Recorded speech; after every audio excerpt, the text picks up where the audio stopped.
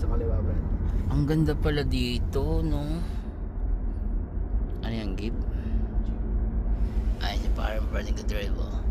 Pwede, depende. Lagpas niya ata 50 para mabilis. Tingnan na lang, Brad. Yan, pag-aaral mo tingnan lagi. Naka 60 ka na. 60 Brad, talaga. hindi ka sa right lane kasi gagawin tayo. Ay, Dikit ka ng kanan. kaya, depende. Birahe. Birahi.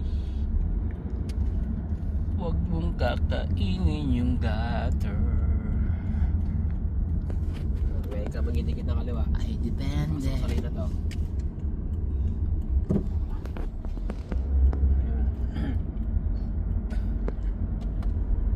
O ngayon, pumunta ka sa bahay, sa trabaho. Mamaya, sige, doon tayo